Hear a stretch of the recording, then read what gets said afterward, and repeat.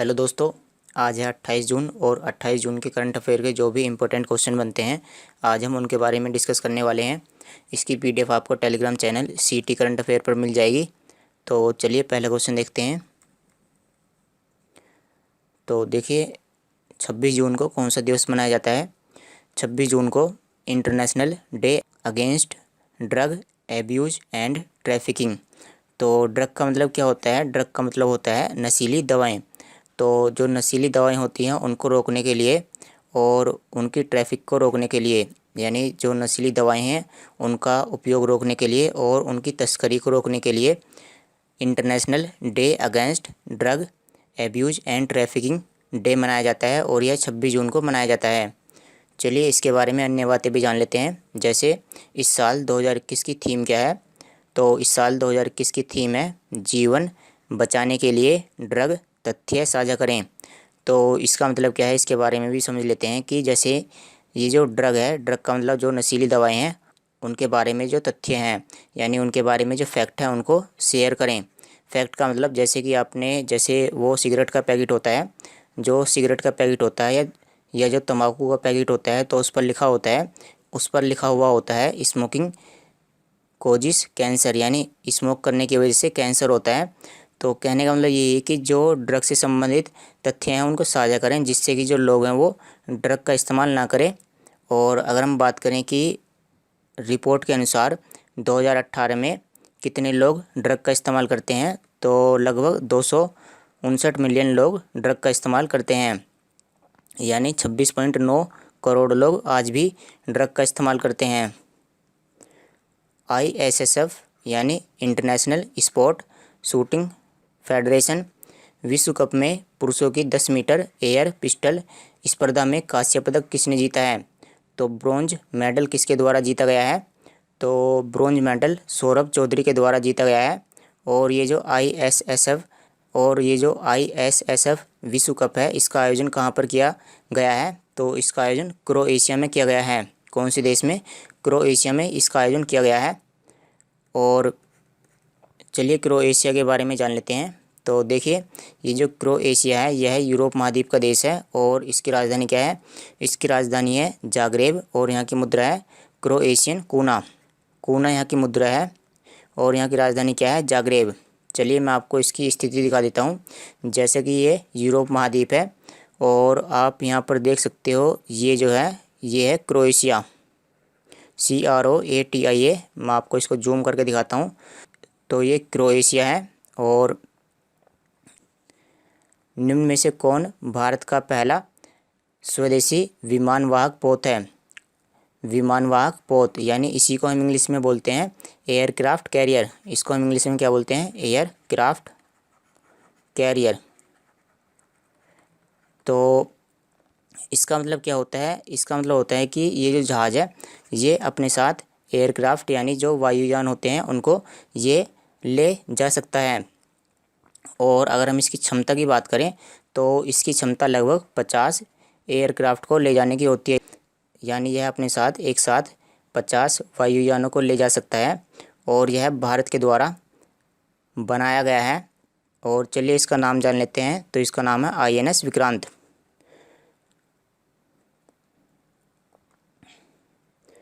चलिए इसके बारे में अन्य बातें भी जान लेते हैं। जैसे इसको किसके द्वारा बनाया गया है? तो इसको कोचीन शिपयार्ड लिमिटेड के द्वारा बनाया गया है। और इसका डिज़ाइन किसने किया है? इसका डिज़ाइन किया है नौसेना डिज़ाइन निदेशालय ने। और लगभग जो इसमें सामग्री यानी जो इसमें प्रोडक्ट इस्तेमाल किए गए हैं वो लगभग 75% सारे के सारे वो भारत के ही हैं।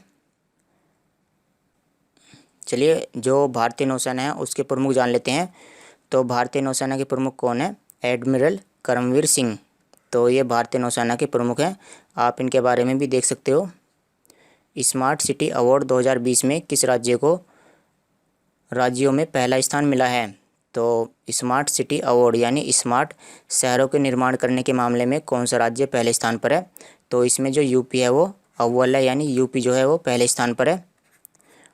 तो अगर हम राज्यों की बात करें तो राज्यों में पहले स्थान पर कौन है? यूपी। और दूसरे स्थान पर बात करें तो दूसरे स्थान पर इसमें मध्य प्रदेश और तीसरे स्थान पर इसमें तमिलनाडु। तो अगर हम शहरों की बात करें तो शहरों में पहले स्थान पर कौन है? तो ये जो सूची जारी की गई है इसमें जो पहले स्थान पर है वो कौन है? इंदौर और सूरत। इसमें पहले स्थान पर कौन है? इंदौर और सूरत, ये दोनों एक साथ ही पहले स्थान पर है। और अगर हम राज्यों की बात करें तो राज्यों में पहले स्थान पर कौन है? उत्तर प्रदेश। रेबीज से मुक्त होने वाला पहला राज्य कौन सा बना है? रेबीज, तो ये एक तरह की बीमारी होती है जो कुत्तों के काटने से हो जाती है। तो इससे मुक्त होने वाला पहला राज्य बना है गोवा। चलिए इसके बारे में अन्य बातें भी जान लेते हैं।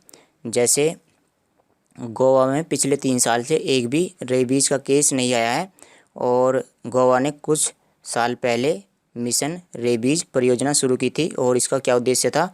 इसका उद्देश्य था कि जो राज्य में रेबीज के मरीज हैं वो ना हो। और अगर हम बात करें, जैसे कि मैंने आपको बताया है कि ये जो रेबीज है जानवरों के काटने से फैलता है और यह जानवरों की लार में पाया जाता है। ये जो रेबीज है यह कहाँ पर पाया जाता है? यह जानवरों की लार में पाया जाता है और उनके काटने के दौरान ही यह मनुष्य के शरीर में प्रवेश कर जाता है। और उसकी वजह से क्या होता है कि मनुष्य का जो मस्तिष्क होता है यानी जो दिमाग होता है उसमें सूजन आ जाती है। चलिए गोवा के बारे में जान लेते हैं। तो गोवा की राजधानी क्या है? पणजी। यहाँ के मुख्यमंत्री हैं प्रमोद सावंत और यहाँ के राज्यपाल हैं भगत सिंह कोश्यारी। तो आप यहाँ पर देख सकते हैं ये हैं गोवा के राज्यपाल भगत सिंह कोश्यारी। तो मैप में यहाँ पर यह है गोवा और यह है महाराष्ट्र। तो गोवा और महाराष्ट्र के एक ही राज्यपाल हैं भगत सिंह कोश्यारी। अगर हम उत्तर प्रदेश और मध्य प्रदेश की बात करें तो इन दोनों में भी एक ही राज्यपाल हैं और उनका नाम क्या है? आनंदीबेन पटेल। इन दोनों के भी एक ही राज्यपाल हैं और महाराष्ट्र और गोवा के भी एक ही राज्यपाल हैं और ये कौन है? भगत सिंह कोश्यारी। हाल ही में किसने रेसिलिएंट केरल कार्यक्रम का समर्थन करने के लिए $125 मिलियन की मंजूरी दी है? तो इसकी मंजूरी विश्व बैंक ने दी है। इसका मतलब क्या है कि जो विश्व बैंक है, वर्ल्ड बैंक है, उसने केरल को $125 मिलियन दिए हैं। और ये $125 मिलियन किसके लिए इस्तेमाल किए जाएंगे? ये जो $125 मिलियन हैं ये प्राकृतिक आपदा, जलवायु परिवर्तन और बीमारी के प्रकोप और महामारी के खिलाफ, तो इन सभी कार्यों के लिए ये $125 मिलियन इस्तेमाल किए जाने वाले हैं। और यहाँ पर ये जो शब्द लिखा है रेसिलिएंट केरल कार्यक्रम, तो ये जो रेसिलिएंट केरल कार्यक्रम है यह जून 2019 में लॉन्च किया गया था। यह कब लॉन्च किया गया था? 2019 में यह लॉन्च किया गया था।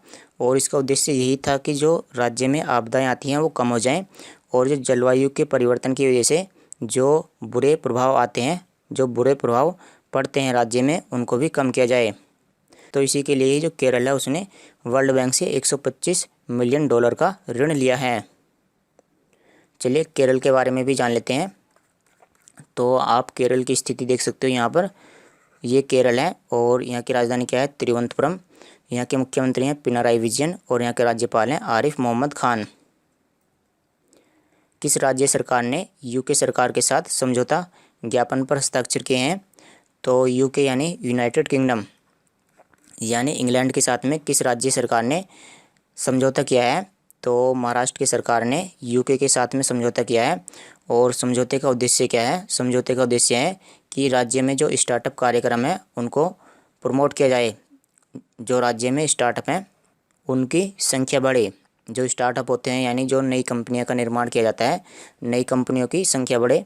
तो इसी के लिए ही महाराष्ट्र की सरकार ने यूके की सरकार के साथ में समझौता किया है। चलिए महाराष्ट्र के बारे में भी जान लेते हैं। तो यहाँ के मुख्यमंत्री जान लेते हैं। यहाँ के मुख्यमंत्री कौन है? उद्धव ठाकरे और यहाँ की राजधानी है मुंबई। और यहाँ के राज्यपाल कौन है? भगत सिंह कोश्यारी। चलिए यूके यानी यूनाइटेड किंगडम, इसके बारे में भी जान लेते हैं। तो यहाँ की राजधानी है लंदन और यहाँ की मुद्रा क्या है? Pound sterling. और यहाँ के प्रधानमंत्री हैं बोरिस जॉनसन। तो ये जो यूनाइटेड किंगडम होता है यह मुख्यतः इन 4 देशों से मिलकर के बनता है। कौन कौन से देश हैं इनको जान लेते हैं। इंग्लैंड, स्कॉटलैंड, वेल्स और उत्तरी आयरलैंड।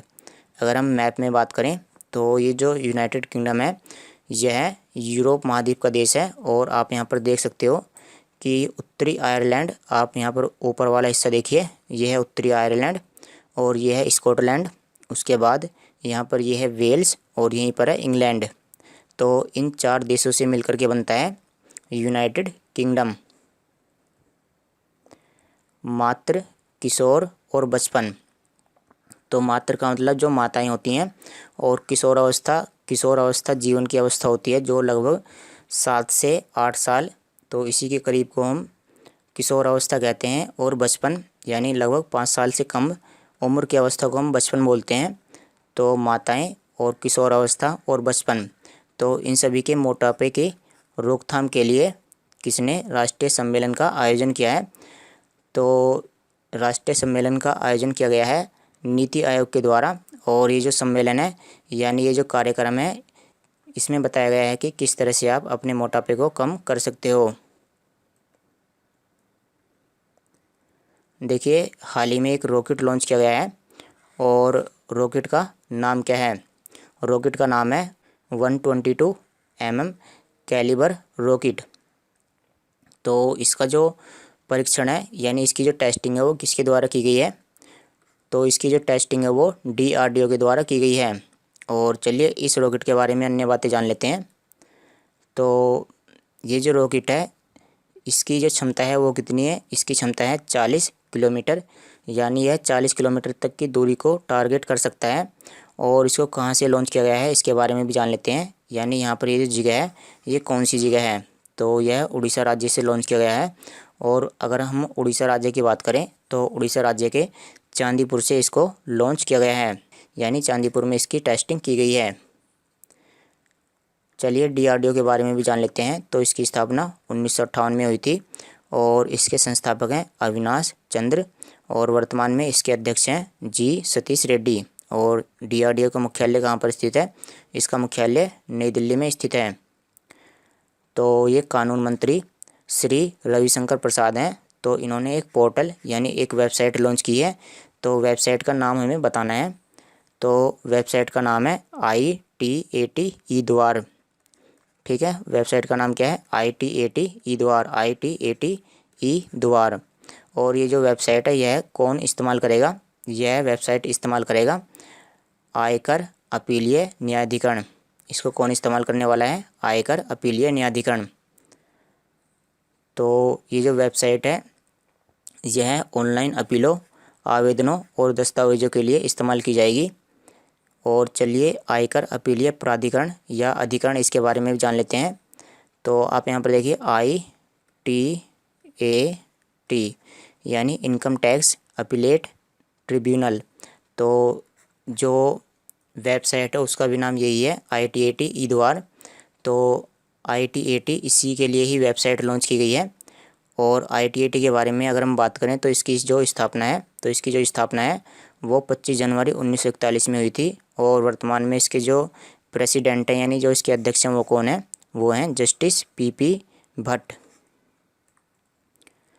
तो हाल ही में क्या है कि मेंढक की एक नई प्रजाति की खोज की गई है।